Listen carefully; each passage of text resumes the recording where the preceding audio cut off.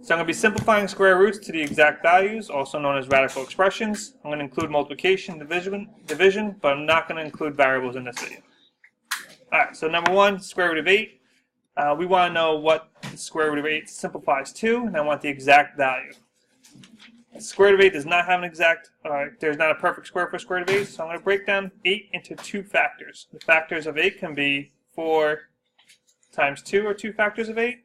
If you notice, this 4 is a perfect square, so I can take the square root of 4. The square root of 4, I'm going to cross that out, is 2. I cannot take the square root of 2, so I'm just going to keep 2. I'm going to circle it for myself, and I'm going to keep it underneath the square root sign or the radical sign. So this answer would be 2 radical 2. Some teachers will demonstrate from this step, once you break down into two factors, this can be written as the square root of 4 times the square root of 2 separately, since I have it down to two factors, and then take the square root of 4, which is 2. Can't take the square root of 2, so that stays as radical 2. Both are equivalent, so this is the exact value of the square root of 8. Next example, 18. Break down 18 into factors. You're always looking for a factor that's a perfect square. A perfect square is a number like 4, because the square root of 4 is 2. 9, square root of 9 is 3. 16, the square root of 16 is 4. 25, the square root of 25 is 5, ... So you want to see if you can divide this into two factors that include one of these perfect squares. Square root of 18 breaks down into 9 times 2. Square root of 9 is 3. Square root of 2 cannot be done. I like to circle it for myself to remind myself it stays underneath the radical sign. So this is 3 radical 2 as my final answer. Again, if you want to break this step up and write the square root of 9 times the square root of 2 as two separate radicals, that's fine. Square root of 9 is still 3. Square root of 2 is still just the square root of 2, unable to be simplified. Next one, 180. So the problem's going to get a little harder. So what factors of 180? So this one could be a little more challenging. What I see here is this ends in a 0. So my first thought is that 18 times 10 are factors of 180. And sometimes you're going to have to break these down again over and over again. So 18 times 10. Well, I can't take the square root of 18. I can't take the square root of 10. So I'm going to break down 18 again into 9 times 2. And then I'm going to break down 10 into 2 times 5. And now when I look at this, I say, well, the square root of 9 is 3. And now I have two 2's underneath the radical sign. Well, 2 times 2 is 4, and the square root of 4 is 2. Or you could look at this as any pair of numbers that I have here, right? 2 times 2 is 2 squared, and the square root of 2 squared is just 2. The square root of 3 squared is just 3. The square root of 4 squared is just 4. So 2 times 2 is 2 squared, and the square root of 2 squared is just 2. So I'm going to bring this on the outside as 2. And I'm going to multiply the 3 that came out already by the 2 that's coming out now. Square root of 5, I can't take the square root of. So then I'm going to keep that underneath the radical sign. And then simplify. What is 3 times 2? 3 times 2 is 6. Radical 5. Next one, 147. 147 is a little tougher. You might not notice what you could divide 147 by, but if you use some rules of divisibility, if you notice 1 plus 4 is 5, 5 plus 7 is 12, and if you have a number that's divisible by 3, 12 is divisible by 3, so you could divide 147 by 3. So if you divide this by 3, it's actually 49 times 3 is 147. So if you just did the 147 divided by 3 on the side here, 4, 12, and you'll see it's 49. So now when I look at this, 49 is a perfect square. The square root of 49 is 7. 3 is not a perfect square, so 3 cannot be broken down, so 3 stays. So you have 7 radical 3 as your final answer. Next one, 128. What can you divide 128 by?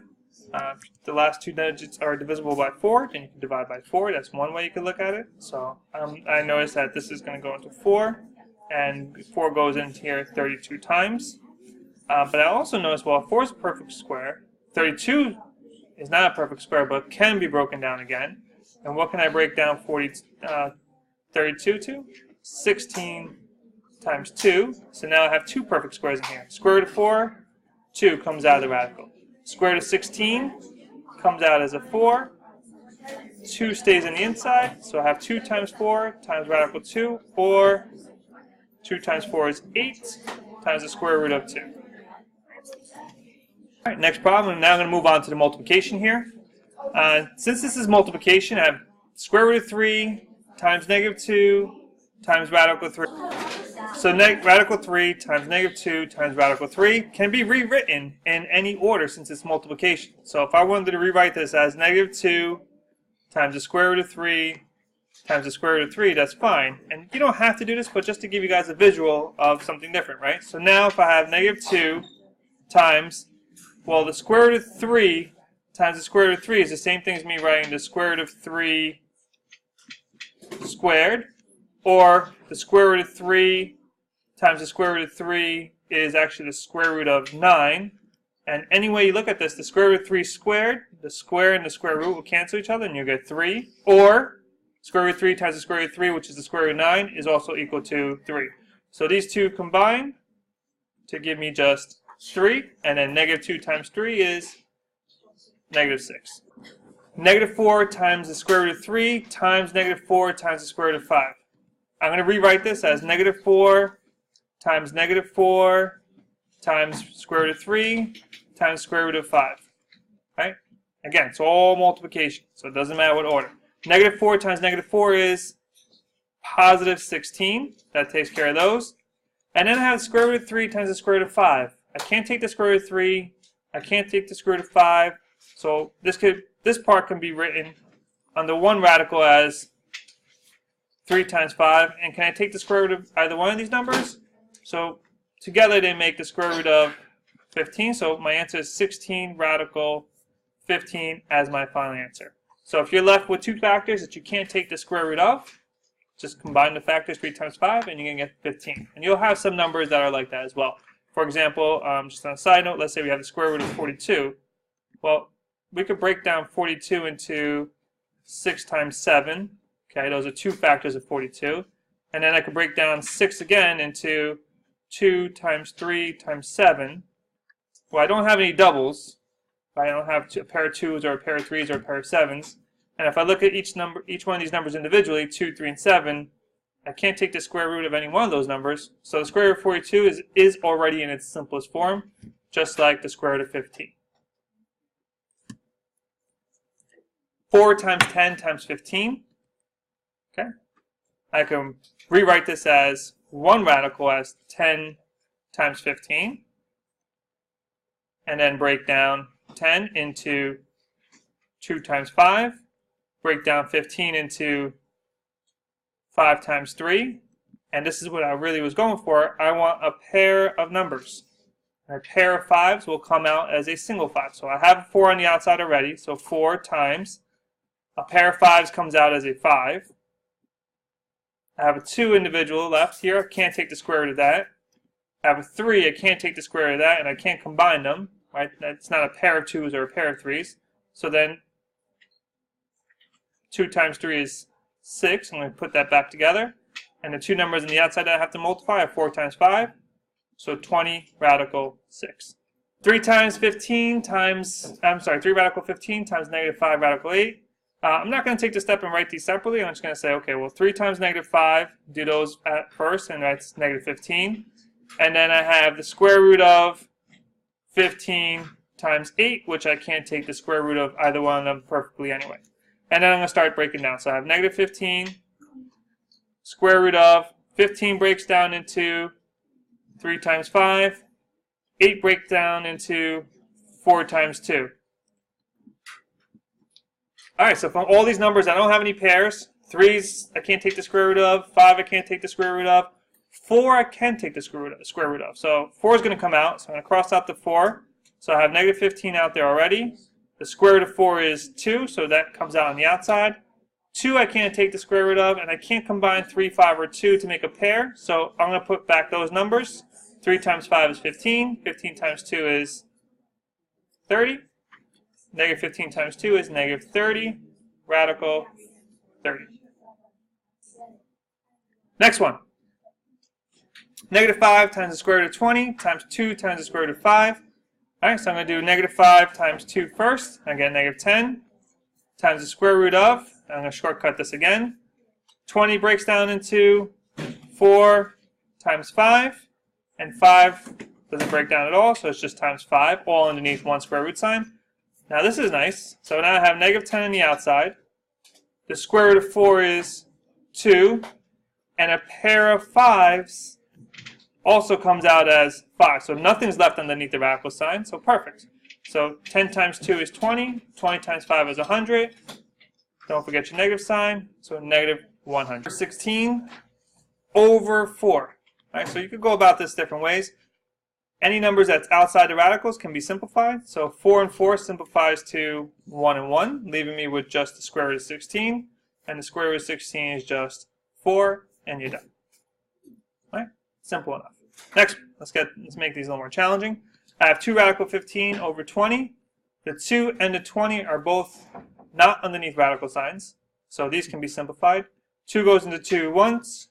2 goes into 20 10 times. So that simplifies to 1 radical 15 over 10 so far. Can I take the square root of 15? No. Can I break down 15? Yes. Into what? 5 times 3. Can't take the square root of 5. Can't take the square root of 3. Can't go any further. 1 radical 15 over 10. I cannot simplify 15 and 10. One number is under the radical, one number is not under the radical. So 1 radical 15 or simply radical 15 over 10 will be suffice. Next one, square root of 6 over square root of 2. So both these numbers are underneath the radical sign. So you could look at this as the square root of 6 over 2 all underneath one square root sign. Okay? That's one way to look at this. And if you simplify here, then you really just have 6 divided by 2, which is 3, and you have the square root of 3, and you can't go any further. That's one way to look at this. You could also look at this as, well, if I break down square root of 6, well, square root of 6 breaks down into square root of 2 times 3 over radical 2. And remember, if you have multiplication in two numbers being multiplied underneath the radical, you could write these separately. So I could write the square root of 2 times the square root of 3. That all represents this, all over the square root of 2. Well, now I have the square root of 2 on the numerator, the square root of 2 in my denominator. These cross out, leaving me again with the square root of 3. Any option would work there. Question, 2 radical 12 over the square root of 75. All right, so this one gets a little bit more challenging. I have a 2 in the front of the radical. I don't have anything in front of this radical except a 1, so I can't simplify anything there. So I'm going to start to simplify. So my numerator, 12, can simplify into 4 times 3. That works out. My denominator, 75, will simplify into 25 times 3. That works out. So then I have 2 in my numerator times the square root of 4 is 2, and then the 3 is left on the inside, so times radical 3. My denominator, I have the square root of 25, which is 5, and the square root of 3, or 3 gets stuck on the inside. So perfect. What do I have? Well, I have the square root of 3 in my numerator, the square root of 5 in my denominator, so those go away. 2 times 2 is 4, and then 5 is left. 4/5 is my answer. Radical 20 over 3 radical 5. Again, you could go about this different ways, okay? So here's my approach. I'm going to say the square root of 20 is the square root of 4 times 5 over 3 radical 5. If you want to look at this, if you want to write this out separately for yourself, that's fine. So you have the square root of 4 times the square root of 5, which represents this, just different notation, over 3 radical 5. The square root of 4 is 2. Can't take the square root of 5. My denominator can't be simplified, but I have a radical 5 in the numerator, a radical 5 in my denominator. That goes away, leaving me with a 3 in my denominator, so 2/3. Another option here was if you have square root of 20 over 3 radical 5. You could simplify both of these because they're both underneath the radical. And then you have 20 divided by 5 is actually just the square root of 4, leaving you with a 3 in your denominator. And the square root of 4 is 2. All right, different options. But either one of them, 2/3 is your answer. This one, square root of 81 times the square root of 10 times the square root of 5. All right, and again, I'm going to take different approaches on these. Square root of 81 is 9. I have the square root of 10 on top, the square root of 5 on top. These simplify. This square root of 10 is really, I'll write them out separately. So the square root of 10 is really the square root of 5 times the square root of 2, which is the square root of 10, over the square root of 5. 5's go away, and you're just left with 9 radical 2.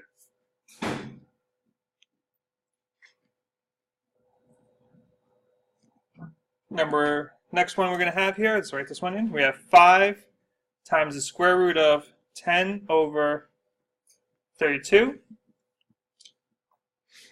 So ignore the 5 for a second and really focus in on the 10 over 32.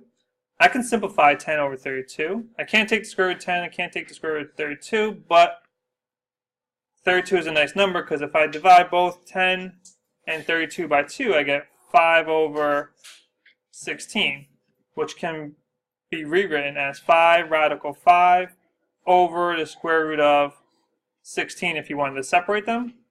Well, I can't simplify the square root of 5, but I can simplify the square root of 16. So I have 5 radical 5 over, and the square root of 16 is 4.